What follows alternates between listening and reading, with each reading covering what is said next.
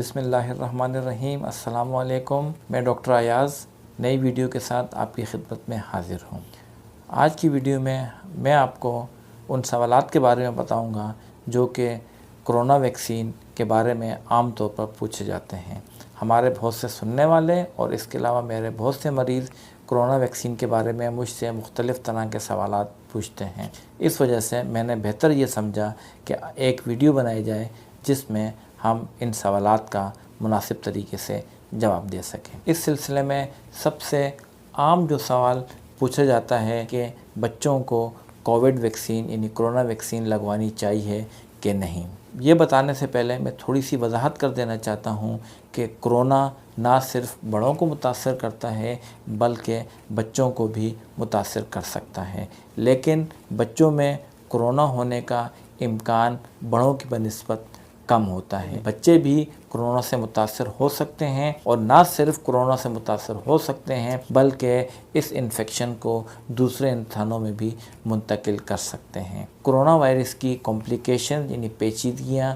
بچوں میں بہت کم ہوتی ہیں، خاص طور پر لنگس یعنی پھیپھڑوں میں پیدا ہونے والی پیچیدگیاں بچوں میں اس وجہ سے کم ہوتی ہیں کہ بچوں کے لنگس یعنی پھیپھڑوں میں ACE ریسپٹرز کی تعداد بہت کم ہوتی ہے اور یہ وہ ریسپٹرز ہیں جن پر کرونا وائرس آ کر بیٹھ جاتا ہے اور پھیپھڑوں کو نقصان پہنچاتا ہے۔ اسی وجہ سے بچوں میں کرونا وائرس کی پیچیدگیاں بڑوں کی بنسبت کم ہوتی ہیں۔ ابھی تک استعمال ہونے والی ویکسینز میں صرف فائزر بایوٹیک ویکسین ایسی ہے جو کہ 12 سال یا اس سے زائد عمر کے بچوں میں لگائی جا سکتی ہے۔ 12 سال سے کم عمر کے بچوں کے لیے ابھی تک کوئی ویکسین تیار نہیں کی گئی، لیکن امکان ہے کہ مستقبل قریب میں ایسی ویکسین آ جائیں گی جو کہ چھوٹے بچوں میں بھی استعمال ہو سکے۔ دوسرا سوال عام طور پہ ہم سے پوچھا جاتا ہے وہ یہ ہے کہ کرونا ویکسین لگانے کے بعد ہمیں وہی SOP پریکٹس کرنی پڑیں گی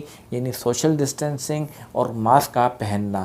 تو میں اس سلسلے میں یہ بتانا چاہتا ہوں کہ وہ افراد جن کو کرونا کی دونوں ویکسین لگ چکی ہیں اور دوسری ویکسین کے بعد 15 دن کا وقفہ گزر چکا ہے تو ایسے افراد کو SOPs پر عمل کرنے کی ضرورت نہیں ہوتی، یعنی کہ سوشل ڈسٹینسنگ یعنی سماجی فاصلہ اور ماسک کا پہننا۔ لیکن وہ افراد جو کرونا کی دونوں ویکسین لگوا چکے ہیں یعنی مکمل طور پہ امیونائزڈ ہیں، ایسے افراد اگر انڈور تقریبات میں شرکت کریں یعنی کہ ایسی تقریبات جو کہ انڈور کی جائیں یا پھر وہ ایسی جگہوں پر یا ایسے مقامات پر رہتے ہیں جہاں کہ کرونا کا پھیلاؤ زیادہ ہے، ان کو SOPs پر عمل کرنا ضروری ہے، یعنی ماسک پہننا اور سماجی فاصلہ یعنی سوشل ڈسٹینسنگ برقرار رکھنا۔ وہ افراد جو کہ دونوں ویکسین لے چکے ہیں ان کو اپنے ملک، شہر یا علاقے کی اتھارٹیز کی طرف سے یعنی اداروں کی طرف سے جو گائیڈ لائنز یعنی ہدایات دی گئی ہیں ان پر ضرور عمل کرنا چاہیے۔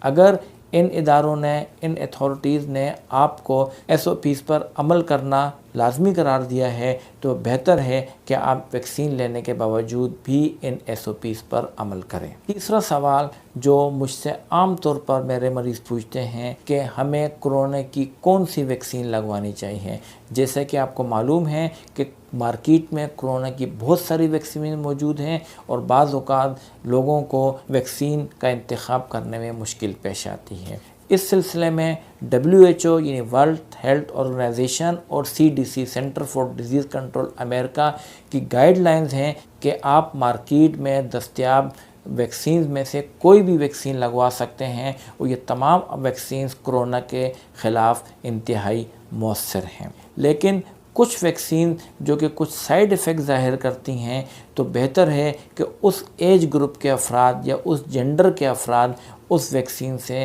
احتیاط کریں۔ مثلا فائزر ویکسین، ایسٹرازینیکا اور موڈرنا ویکسین 12 سال یا اس سے اوپر کم عمر افراد میں بعض اوقات مایوکارڈائٹس اور پیریکارڈائٹس کا سبب بنتی ہیں، یعنی دل کے عضلات اور دل کے اوپر موجود جھلی کے اندر بعض اوقات سوجن پیدا کرتی ہے، اور یہ سائیڈ ایفیکٹ اکثر اوقات انتہائی معمولی نوعیت کا ہوتا ہے، لیکن پھر بھی ویکسین لگواتے وقت اس چیز کو ذہن میں رکھنا چاہیے۔ اس کے علاوہ جانسن اینڈ جانسن ویکسین جو کہ مارکیٹ میں دستیاب ہے، اس ویکسین سے 18 سے 49 سال کی عمر کی خواتین میں TTS تھرمبوٹک تھرمبوسائٹوپینک سنڈروم ہونے کا امکان ہوتا ہے۔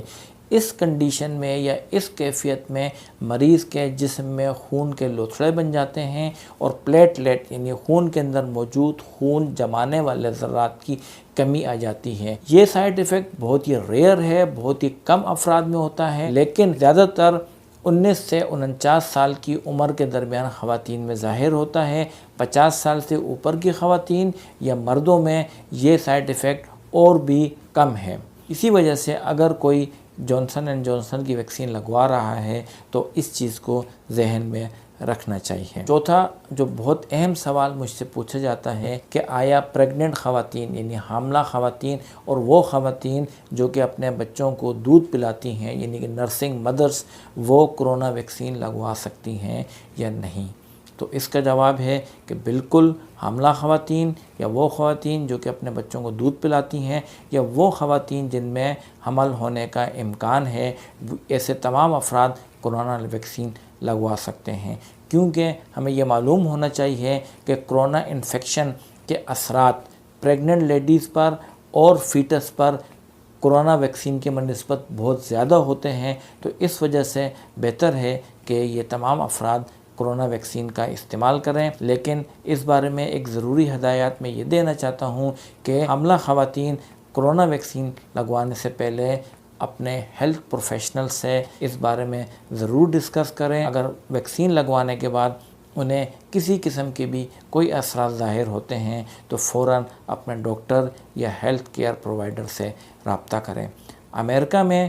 ایک ایپ بنائی گئی ہے جس کو وی سیف کہتے ہیں، اور یہ ایپ صرف حاملہ خواتین کے لیے بنائی گئی ہے جو کہ کرونا ویکسین لے چکی ہیں۔ اس ایپ کے ذریعے وہ اپنی صحت کے بارے میں معلومات حاصل کر سکتی ہیں۔ پانچواں سوال جو کہ عام طور پر ہم سے پوچھا جاتا ہے کہ کرونا ویکسین لگانے کے بعد کتنے عرصے تک ہم کرونا سے محفوظ رہ سکتے ہیں؟ تو اس کے بارے میں ابھی تک سائنٹسٹ ریسرچرز کو زیادہ معلوم نہیں ہے، اور اس سلسلے میں ریسرچ جاری ہے کہ نیچرل امیونٹی یعنی وہ افراد جن کو کرونا انفیکشن ہو چکا ہے، یا پھر ویکسین امیونٹی یعنی کہ وہ افراد جنہوں نے اپنے اندر ویکسین کے ذریعے قوت مدافع پیدا کی ہے، وہ کرونا سے کس حد تک اور کتنے عرصے تک مکمل طور پر محفوظ رہ سکتے ہیں۔ اس کے علاوہ آج کل ریسرچرز اور سائنٹسٹ کرونا کی بوسٹر ڈوز کے بارے میں بھی تحقیق کر رہے ہیں تاکہ کرونا سے زیادہ لمبے عرصے تک بچاؤ ممکن ہو سکے۔